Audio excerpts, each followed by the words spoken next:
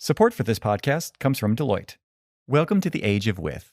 Predict what's possible in the age of with, then translate insight into trustworthy performance. Deloitte brings together end-to-end AI offerings with domain and industry insight to drive stronger outcomes through human and machine collaboration. This is MIT Technology Review.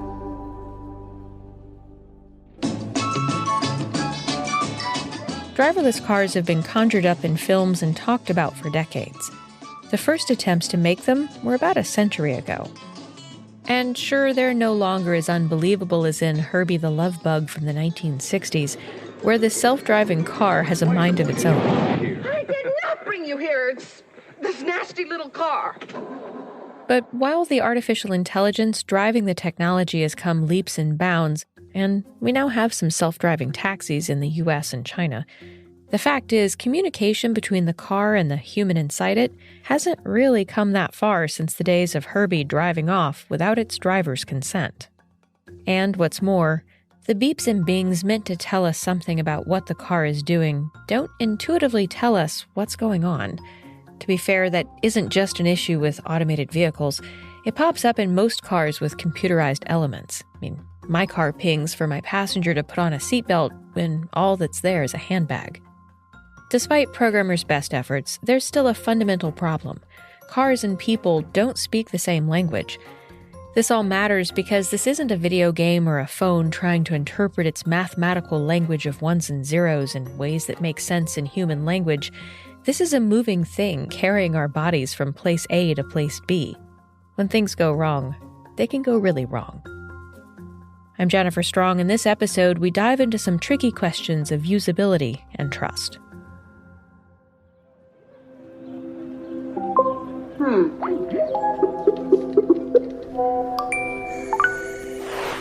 Let's go.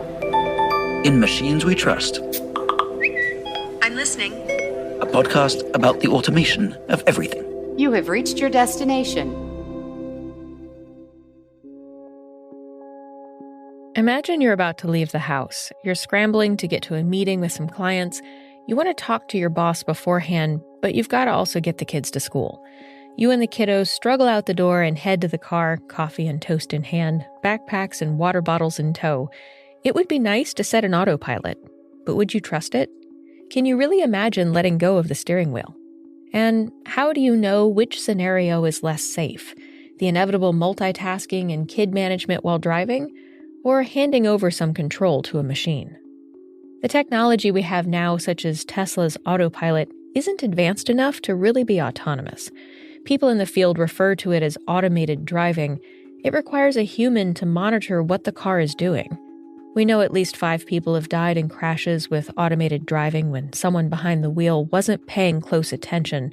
But distracted drivers are dangerous in every kind of car, and the U.S. still sees some 30,000 to 40,000 people die in crashes every year. Taking a walk in my neighborhood, I'll often see my best friend on her stoop with her 13-year-old child. It's a typical urban scene, except for this next part. You go into controls. This won't load. Hannah is using an app on her mom's iPhone to pull their electric car into a parking space where they can plug it in. Well, this is a usability thing. It won't load. That happens multiple times when we first try to deploy the Here we go. No. summon feature. Kids are growing up with apps, and it's often more intuitive to them how these things work than it is for their parents. They also aren't as easily frustrated by new tech. Okay. So it shows you a picture of the car. Just push whichever way you want to go and hold it, and it should move. But it didn't. Carmaker Tesla has an autopilot feature that allows drivers to summon cars in parking lots to come pick them up, among a host of other things. But it's there not. it goes. See the Okay, lights? here we go. So the lights are turning on, and you can see the steering wheel move inside the car. And also, it thinks our bike rack is a car, so we can't reverse it with this. Autopilot also offers a more advanced version of cruise control, though it's not perfect either. But I have come to appreciate that it will come to a stop or slow down based on the person in front of you if you can't go into the passing lane.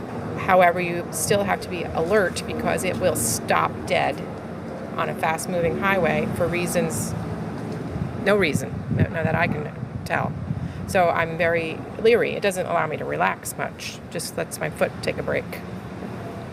And when it wants to talk to me about its safety measures, I wish it would speak just plainly rather than, beep, beep, be trying to scroll through. What does that mean? I don't know.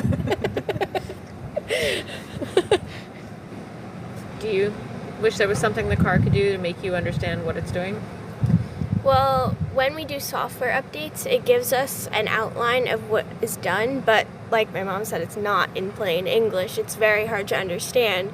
So you really just have to figure out what's changed as you go, which can be dangerous if it's something major. You don't know how to turn on the heat or turn on autopilot. And also, I know as I've started riding in the front seat, I've become kind of the co-pilot, and there's no obvious way to adjust the font size. My mom can't read the time or the navigation. She has very good eyesight, but it's still hard for her, and I have to take my eyes off the road. If I were driving, I probably wouldn't be able to do it either, so it's not very user-friendly. There's no denying we've got real problems in this relationship. It's just a question of how they get addressed, as researchers who focus on that at the University of Maine are all too aware. There is very little discussion from the human side. And I will be the first to say this. Good, because number one, I want to make sure the cars stay on the road. That's our number one thing, make sure the engineering is right and they stay on the road. But we're going to get to a point real soon here where we're going to have to get in them. And we've got to figure out what that means from the human side. What do we need? Richard Corey is the director of the VEMI lab at the University of Maine, which focuses on human-machine interactions. We started to look deeper into it and realized that the notification on a Tesla, which everyone sort of considers to be the leading in autonomous vehicles right now, the notification to let you know that the Tesla no longer has control is 4 beeps. And we thought, that doesn't seem like enough information considering the neural processing and stuff that we go through when we're driving a car and being aware of things around us. Dovetailing from that, we realized that... And that's the lab's co-founder, Nicholas Giudice. While people are also not really thinking about the human side of things and looking at all the human factors, there has been some research, mostly survey research, that's pretty consistently shown that people kind of like the idea of autonomous vehicles. And then when you say, well, would you like to go out and get into one? We have it right outside the lab. They're like, oh, no, absolutely not. I mean, they show this kind of fear of the technology, fear of how it works, fear of not knowing, kind of losing control, because driving gives you this sense of, you have agency over the process, you have control over what's happening. And when you get into an autonomous vehicle, people seem to be concerned not only about that they don't have control, but they don't know why the vehicle's doing what it's doing. And so to help understand how this trust relationship might function, they're studying how humans do it. When humans trust each other, it's because they've learned to work together. They learn to understand what they need from each other. And so this idea of human-vehicle collaboration, it's kind of this underlying framework to our research. Partly we're getting at trust by saying if we can build a collaborative process where the human can understand how to interact with and what the vehicle needs, and the vehicle understands more about what the human is doing and what they need, that process, that collaboration process builds trust. And so we're essentially building trust through better communication. Trust isn't tangible. So how do scientists focused on user experience measure it? Are they relaxed? We can look at this from physiological measures. So you can look at heart rate or skin conduction, look at how their attention changes. And so kind of getting at trust through these different types of tools, we think is an innovative way to do this, because so far this has been looked at through surveys, right? So you have people take these surveys, and that's a good way to look at aspects of trust, but it really isn't nearly as direct. And so when we can combine the qualitative and quantitative and behavioral and physiological measures, we're really getting a much bigger, kind of more robust way of looking at trust from different levels. Their in-person testing has been held up by the coronavirus, but essentially what they hope to do is this. We were going to use an autonomous vehicle over the course of a year in a public place And we were going to start to look at what can we put in there? Can we put in cameras in there? Can we have people in there to do observational studies? Can we put sensors in the seat to find out, I don't know, how much people are, wiggling around if they're nervous or something? Any and all data that we could have collected to at least start the process of figuring out who's comfortable, who isn't. Researchers want to track whether people become more comfortable and trusting as cars evolve, and eventually gain the ability to explain what they're doing and why. But even when you can measure trust, it's not created equal, and it's not given by everyone in the same way. People are more willing in some way, especially someone like myself that's congenitally blind. I'm more willing to take some of the unknown risks that people are concerned about with autonomous vehicles, because I'm like, yes, this is going to allow me to get wherever I want, when I want, and you can have bus routes, you can have paratransit, but then you're tied to very specific schedules. This is an economically viable and just truly freeing way of being able to get around. And so that connection to independence, that connection to quality of life is tied to trust. But part of the trust is also just knowing that it is even there, trusting that it's something that can work. Because right now, so many of the systems that are out there don't work. The same goes for those who are aging or have problems that may prevent them from driving. So what can we learn from watching how people trust someone behind the wheel? And how do you replicate that relationship when it comes to humans and driverless cars? Us as humans can physically tell if somebody's nervous. Richard Corey. They're gripping the dashboard, nails into it, that type of thing. And then you can adjust how you're driving. You can even say, hey, it's okay. I mean, I was once driving in a really bad snowstorm and everybody in the car was freaking out. And I was like, look, you know what? It's all right. I still got control of this. And it's the little human things that you do that connects. What can the car or computer, whatever it is, say to you that says, hey, it's okay. This is why I'm doing this. We're going to pull over to the right lane because it's raining really hard and we need to slow down a little bit. But we're not really seeing any of that existing technology happening today. And that, as humans, we need. And his colleague Nicholas Giudice says this is how communication might work. There may be an avatar, just things that you can actually start to think of the vehicle in terms of having human-like properties. It isn't just this black box automation that you're just in.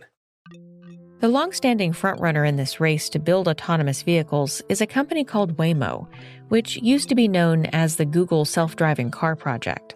It became the world's first robotaxi in 2018 after putting a fleet of self-driving cabs on the road in Phoenix, Arizona. And despite having to suspend in-person rides during the global pandemic, their cars still travel 20 million virtual miles a day in simulators. It's also among a handful of companies now testing self-driving trucks in Texas.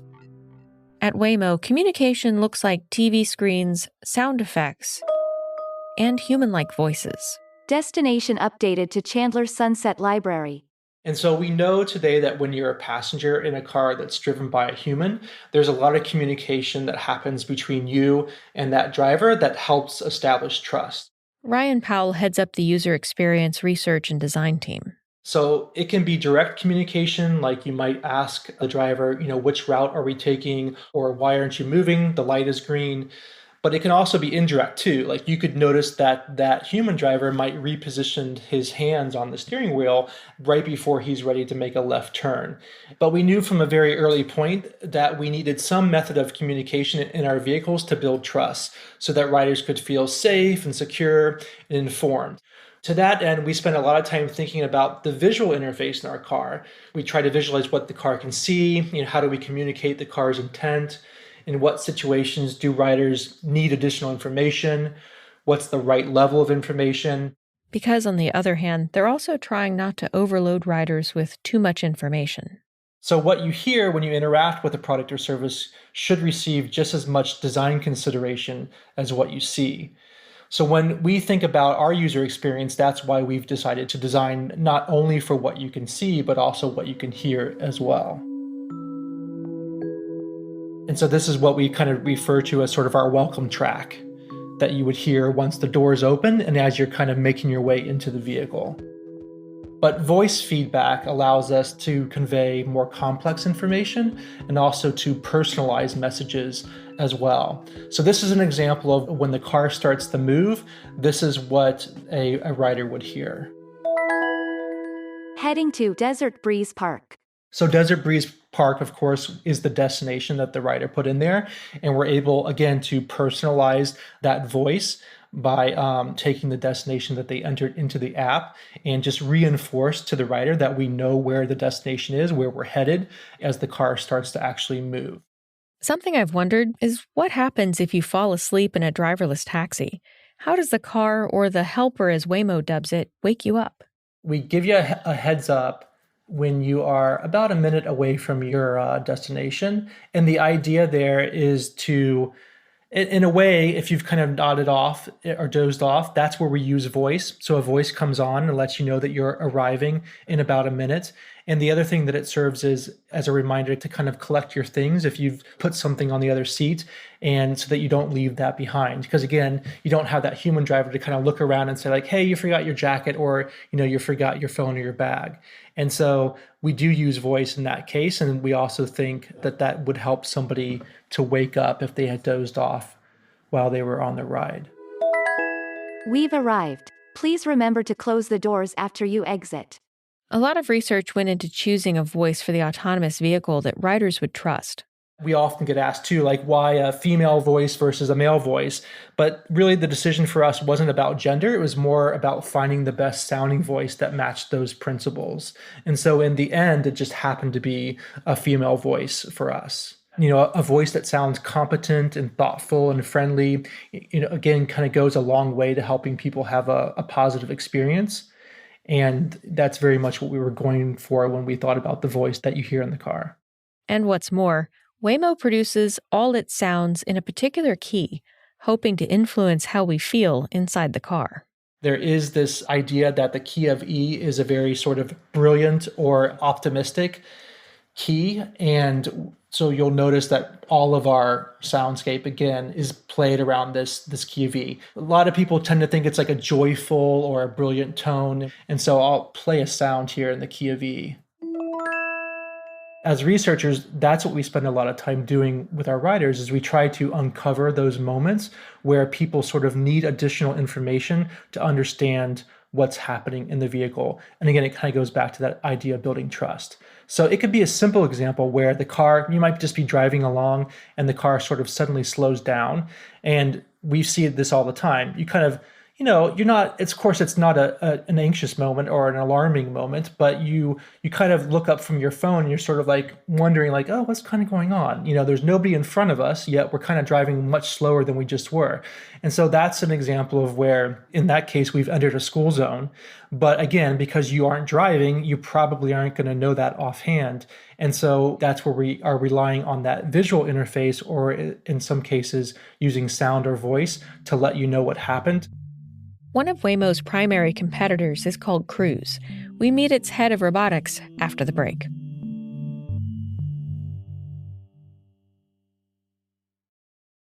Support for this podcast comes from Deloitte. At Deloitte, we believe the age of with is upon us. What's happening around us? Shared data, digital assistants, cloud platforms, connected devices. It's not about people versus AI. It's about the potential for people to collaborate with AI to discover and solve complex problems. But for organizations to enable innovation and break boundaries, they must harness this power responsibly. Deloitte's trustworthy AI framework is a common language for leaders and organizations to articulate the responsible use of AI across internal and external stakeholders. Prepare to turn possibility into performance. To take a closer look at the Deloitte Trustworthy AI Framework, visit deloitte.com/us/trustai. Deloitte has no influence over the content of this podcast.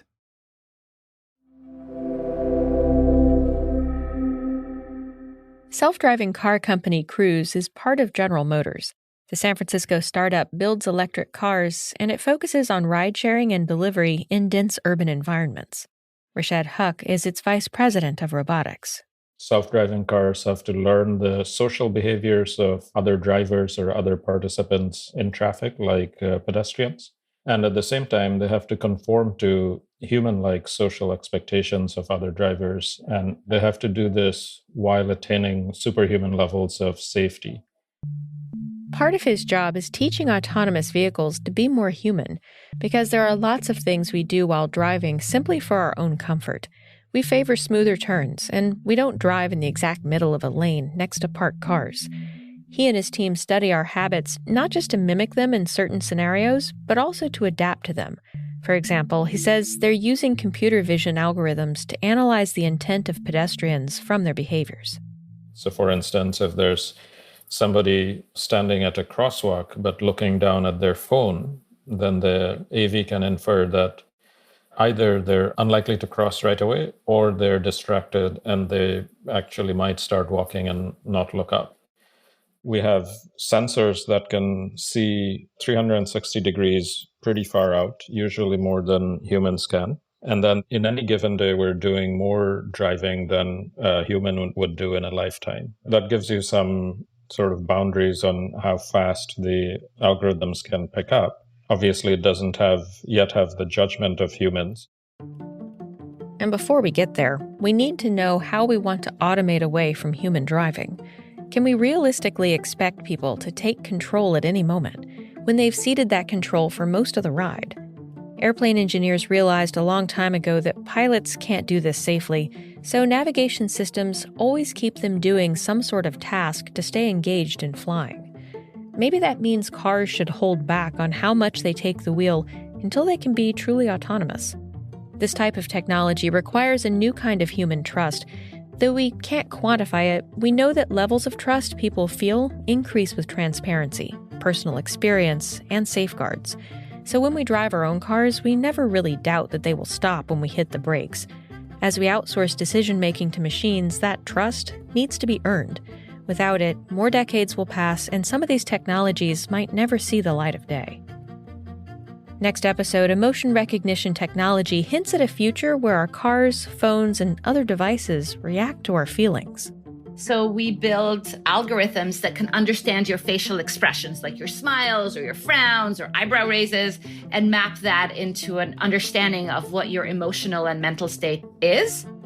Can we even codify emotions, and should we? Join us for a mini-series on emotion AI as we explore how to transform smart tools into empathetic ones. This episode was reported and produced by me and Tanya Basu with Cillekens and Tate Ryan-Mosley. We had help from Karen Howe and Benji Rosen. We're edited by Michael Reilly and Gideon Lichfield. Thanks for listening. I'm Jennifer Strong. This is MIT Technology Review.